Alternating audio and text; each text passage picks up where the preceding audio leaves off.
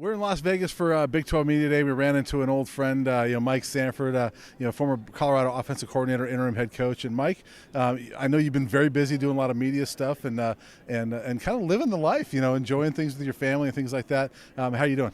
I'm doing well. It's fun to be here. I've never been to a media day, not as a head coach. Yeah. So they gave me this badge, and I'm like, what's this for? It's really fun to be here. I'm actually here covering Mountain West tomorrow and on Thursday. Boise State ties, goes a little bit deep with myself, but it's great to be here and see this setup here with 16 teams in the Big 12. It's going to be a really interesting conference this year. Yeah. I think it's actually going to be one of the more watchable conferences throughout the entirety of its conference slate. It's going to be fun to watch. Yeah. So you fell in love with Colorado while you were coaching the Buffaloes. Talk a little bit about what made you want to stay in the Centennial State once you were kind of taking a break from coaching. Well, there's been a couple times, as a coach, they always told me as a young coach, you're not a real coach until you've been fired, right? So I didn't believe that. I'm like, that'll never happen to me. And of course it did happen, but this was the first place it happened. I'm like, I don't want to leave this place. Like, I love it here. My family loves it here. We're connected in a very similar community that you are, Brian. Right. It's just been a place that our family feels like we need to build some roots. That this need to be a place that all the stuff that we sold in recruiting while I was coaching and recruiting for CU Boulder, I believed all that stuff, and I believed it really deeply. It's not a hard sell because the place is just so incredible. It's beautiful. The people are great, and what I love now, being in the sports media side, is that this is an incredible sports community. Yeah. All the stuff that happens between the Nuggets, the Avalanche, the Broncos, there's so much content to be able to create, and so I love that I'm starting to be able to transition into that. Well, and you remain coaching because you worked with Meade High School last year. I know you're coaching your girls' softball or your daughter's softball team, Yep. right? Yep. How have those experiences been for you? Just kind of they sort of get you back to the coaching roots and why you got into it, right? It's exactly right.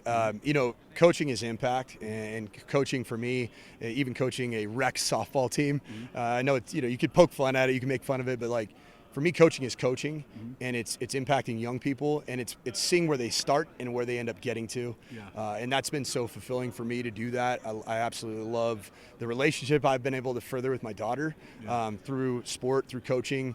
In fact, like with all the softball tournaments going on in Colorado over the last week, all the national softball tournaments, we went to all the games and just went as fans. It's just been really fun to connect that way. Yeah.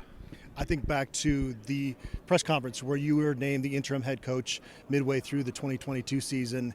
And at that time, Colorado was not able to get transfers into the program the way they have under Coach Prime. And I remember Brian and I did an analysis video that day, and we were pretty down on the future of Colorado football for that reason, but it has been fixed. Could you share a little bit about kind of that process and what it's been like to kind of see that change at Colorado? Well, I think that was the most challenging thing for when I came in as an offensive coordinator. You want to take a new job as an offensive coordinator, especially a place that I dreamed about coaching at, and you want it to be a long stay. You don't want it to be a 1-year stay.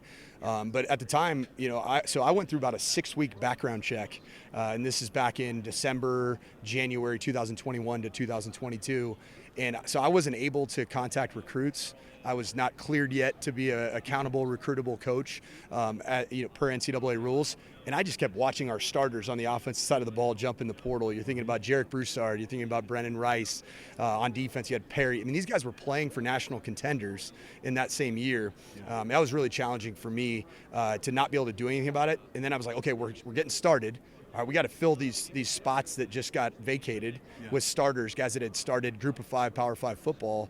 Well, the credits and the transferable credit issue that existed at CU was a big issue, and it didn't get addressed until, frankly, like October, November, and Chandler Durrell had a whole lot to do with that, really ahead of Coach Prime getting to Boulder, and certainly now you can get transfers into CU as we've seen.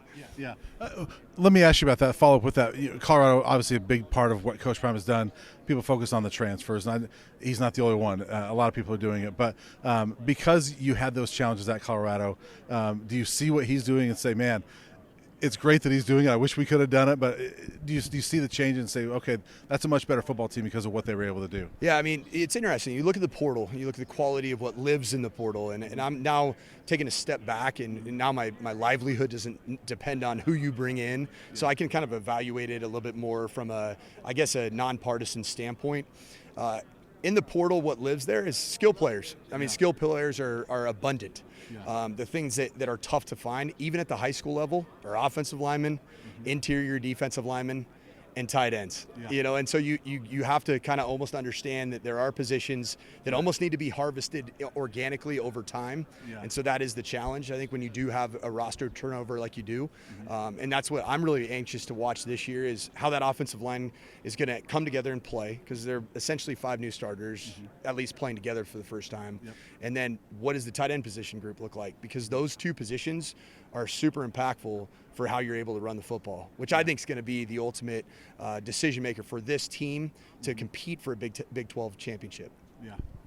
The Cal game was one of the most fun games from a media standpoint covering it. I know all you guys in the program needed that, to have that Saturday afternoon at Folsom Field. Even us in the media needed it at that point. Have you gone back, rewatched that game at all? I haven't. I have. There have been a few times over the last 16, 18 months where I've gone back and looked at a video of the stadium emptying like it did. That game was pretty. The timing of it was incredible because it was Parents' Weekend, so it was a legitimate sellout. I mean, or close. It felt like a sellout. It was a full Folsom, and for it to get emptied out onto the field at Folsom was absolutely incredible. So it was needed. It was needed for all of us, and frankly, it was one of the best memories I've had in the game of football. And not because it was about me, but because of what those players had gone through, not just that year, but over the course of the last 5 years. Think about a guy like Brady Russell and the amount of head coaches and interim head coaches that a guy like Brady Russell had. But to have that kind of a moment amongst such tough times was really rewarding to see the players and how they enjoyed the celebration of that moment. I took a photo at TCU last year of the media that traveled down to Colorado, to Texas, to cover Colorado, and I didn't even get everybody because some people were on the field, but there was like 20-some people in that photo, and I was telling people, I said the previous road game, the press conference was you and me. Literally. It was at Washington. It was at Washington. I remember that. And I had my 12. Like, what's there to talk about? I had my 12-year-old son with me on the trip, and then the press conference was literally me and my son talking to you and Montana Lamonius Craig. Do you remember that? And just that was to me like that was the low. Like, oh my gosh! I mean, and it was such a dismal game and all that. But going from that moment to where it is now, and I think tomorrow when Colorado's on here, it's going to be. The throng is going to be bigger around them than anybody else. Is it amazing for you to see like what's happened between then and now? Yeah, it is. And I think about just kind of the reasons for why the program was where it was in 2022. I think a lot of it had to do with just being behind the 8 ball a little bit relative to the transfer portal world. I mean, we just talked about the dynamics that go into that. Obviously, the personality of Coach Prime, the dynamic playmakers that CU has been able to bring in, which to me it still starts with the 3 guys from Jackson State that came, in Shador, Travis Hunter, and Shiloh. I mean, those 3 guys they're difference makers on the field. I think they've been their most consistent difference maker players in the year that they've been at least on the field in games for CU. It's amazing to see it. It obviously makes CU must-watch football, even for me. And I didn't know what I was going to be like. There's bitterness. I mean, I'm a human being, and so there's inevitably going to be some bitterness in the off season. You watch all this happen, and I was glued to that TCU game like anybody else, and I ended up going to 2 games. I was at the Nebraska game, which was absolute chaos, seeing College Game Day and big kickoff noon. We always joke on altitude that we don't know if it's big noon kickoff, big kickoff at noon. But seeing that, and then I also went to the Sanford game, which was a little bit different. But it's going to be really an interesting season. There's a lot of things from a schematic standpoint I'm really interested to see.